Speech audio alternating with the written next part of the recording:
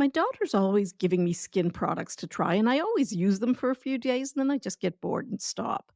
But since I started using OneSkin, and that's today's sponsor, I've been using it twice a day without fail. And I'm not kidding. I've been using it around my eyes and on my face. And within a week, I'm already seeing differences. It's easy to use, and my skin really feels soft, and I think it looks healthier. I'm sure you know this already, but stress, hormone fluctuations, and a lack of sleep can affect your skin. From dry skin to dark spots and acne, your complexion may not be where it used to be, and that's totally normal. However, one skin can really help.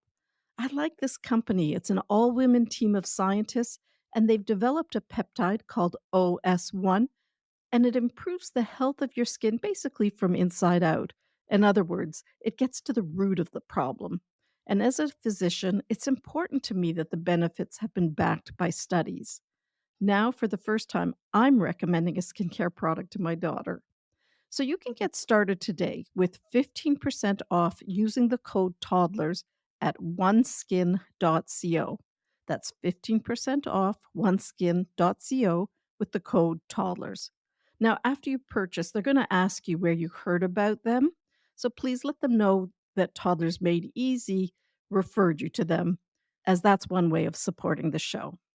Hey, parents. We know that between sleep training your little ones, folding laundry, and managing your never ending to do list, well, finding time to prepare a nutritious meal can feel just about impossible. That's where Factor Meals comes in. They're delicious, ready to eat meals, and they're delivered right to your doorstep. Factor Meals are here to take one big thing off your plate so you can focus on what really matters, like conquering bedtime without the stress. With a variety of dietitian approved menus, each Factor meal is made with the freshest ingredients, ensuring you and your family both enjoy taste and nutrition. Check out factormeals.com/toddler50 and use the code toddler50 to get 50% off your first box and 20% off your second box. That code's toddler50 at factormeals.com/toddler50. Imagine more peaceful evenings with more time for bedtime stories and less time worrying about meal prep and cleanup. Factor meals are delicious, they're nutritious, and they're effortless. So give yourself the break you deserve. Again, that's factormeals.com/toddler50 and use code toddler50 to get 50% off your first box and 20% off your next box. This offer is good until the end of April this month.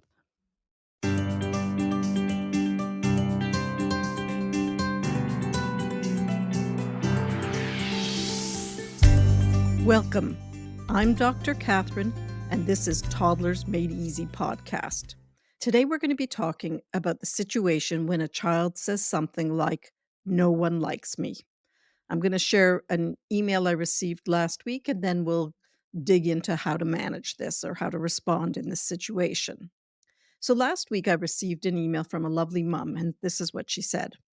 My 6-year-old Leo dropped his backpack by the front door and dragged himself into the kitchen, which is really different than how he usually is when he gets home. He's bouncing with excitement and happiness. Well, he barely glanced at the snack that I laid out for him, and I knew something was off. And then he said it. "No one likes me." I didn't know what to say. Dr. Cathryn, can you help me? Hearing your child express negative thoughts about him or herself can be deeply disturbing, especially if you felt some of the same feelings as a child.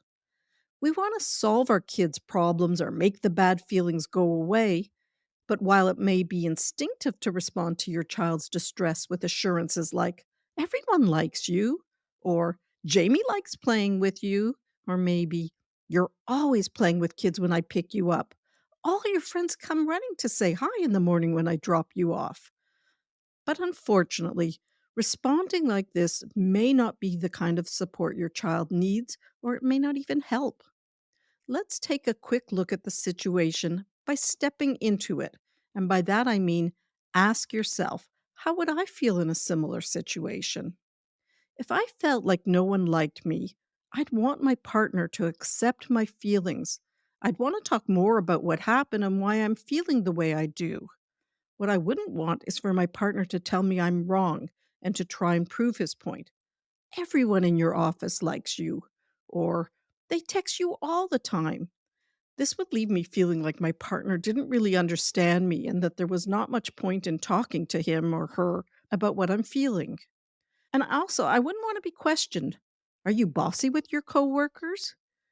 This would annoy me as I'd feel like I was being blamed for how I'm feeling. So before we look at how to help our kids, I just want to take a moment and step back and consider, well, what do friendships look like in the toddler and preschool years? Toddlers take time to make friends. Unlike adults, they need several chances to hang out with the same kids to build friendships.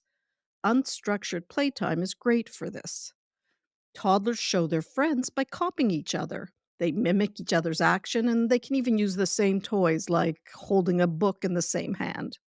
This imitation is their way of saying, hey, we're buddies. During the preschool years, kids learn a lot about making friends, and by the time they're about 3, they start to play more with other kids instead of just playing near them. They notice that not everyone thinks like they do, and that everyone is special in their own way. And this helps them make friends and feel good about themselves. Preschoolers also get better at understanding how others feel and start to share and take turns more often. Sometimes they may not want to share, but now they usually ask nicely instead of just grabbing something. And that's great because it means less fighting and more playtime. As they play and make friends, 3-year-olds learn to solve problems by trading toys or deciding whose turn it is. This is a big step for preschoolers. It helps them get along better with others and builds friendships that make them happy.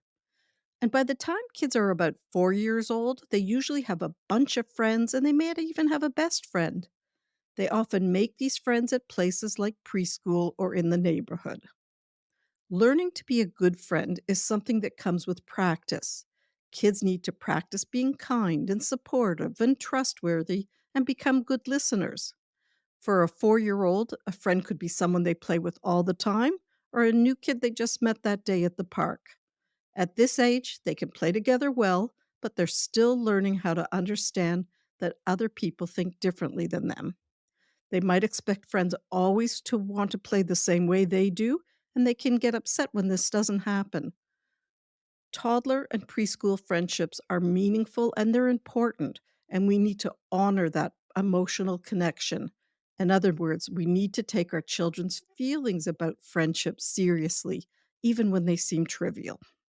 So let's get back to how to manage in the moment. Responding in a way that shows your child that you understand and care about what he or she is feeling is what they're needing and looking for. For instance, saying something like, oh, that really sounds tough. Tell me more. In these moments, your child is looking to feel loved and understood. Feeling alone with these feelings makes them even heavier and harder to manage. Stay on the same team and open the conversation. If your child doesn't want to chat just then, well, just let them know you're available whenever they want to talk. Now, if you're hearing these comments like no one likes me over and over and over, well, it's a good time to gather some more information, either by looking for an opportunity to observe your child at school or to have a chat with the teacher. Gathering this information, it's not meant to negate your child's feelings, but rather to paint a picture of how your child is socializing so you can identify tools that she needs to solve the problems she's experiencing. Let's look at another example of how a big hearted interpretation can help you manage a situation in a way that helps your child feel really good on the inside and it strengthens your connection and at the same time, it allows a child to shine like a superstar on the outside. So, as his friends played a game of tag, Mark mustered up the courage to ask, can I join? And Joe, supposedly his best friend, screamed no. Feeling rejected, Mark told his mom, no one likes me, as he climbed into the car after school.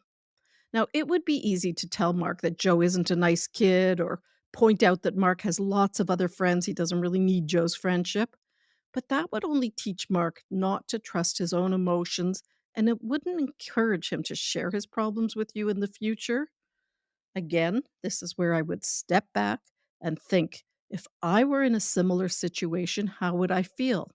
Well, I might feel a little hurt by the rejection, but I might also be able to reason and think maybe there were too many players, or maybe Joe's angry about something, or maybe he's angry at me.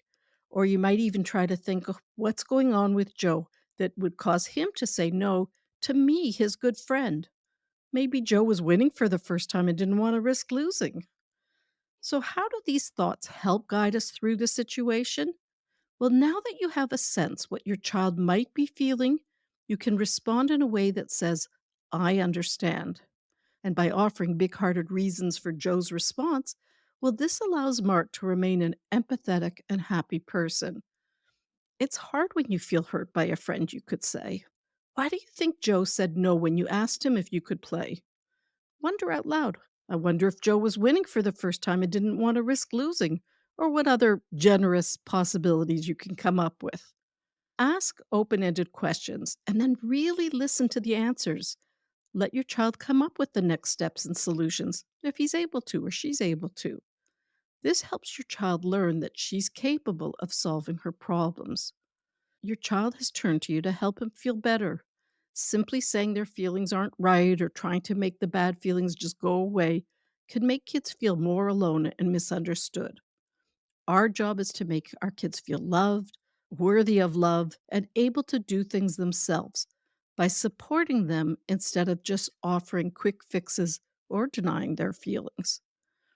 Using a big hearted interpretation helps us to see the situation from a child's perspective. Plus, offering a big hearted possible reason for Joe's behavior will nurture empathy and optimism. By giving Joe the benefit of the doubt, it may not be deserved, but it's ultimately more beneficial for Mark's emotional health. A big hearted interpretation is the glue that strengthens the connection with your child. Now, if you have any stories you want to share or you have any questions, please send me an email.